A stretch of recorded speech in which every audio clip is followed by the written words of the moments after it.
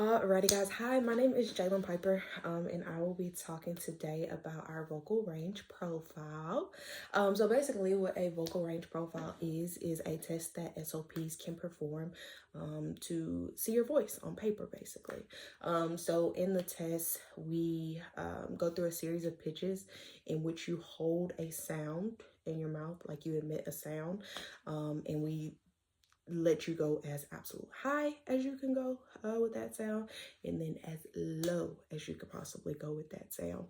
And it just, like I said, just gives us a better idea, physical outlook or physical map of what your voice looks like. So here is mine. So obviously the green is me. The dotted line that you can barely see here is the average for a woman. And then the solid line right here is the average for a man.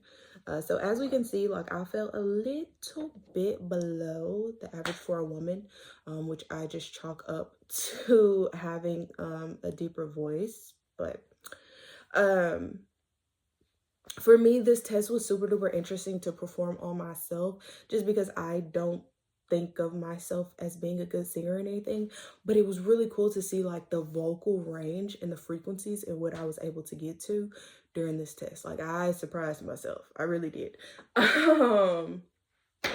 So here is that.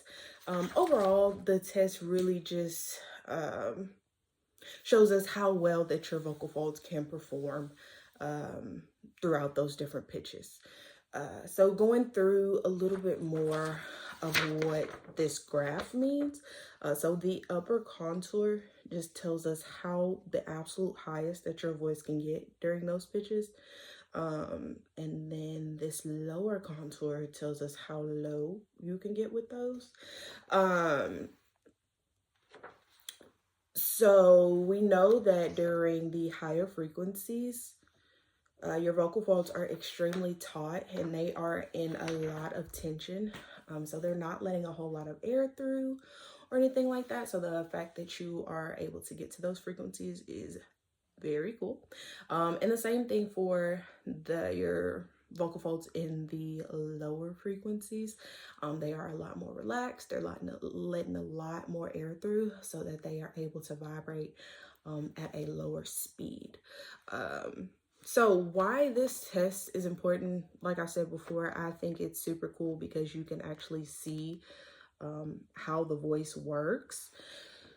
Like for me, for example, like you can see where we had a little bit of breakage, like in the lower ones, and even the lower and then the higher ones, you can see where we had a little bit of breakage and everything like that. So for like a patient who is actually having a voice disorder, it would be super cool to get this mapped out and you could see how much more narrow and shorter their graph will be as compared to like an average person. So I think that was really cool. Again, I'm so sorry about the graph. You can't really see the ladies, but they are there. Like I said, that was my vocal range profile.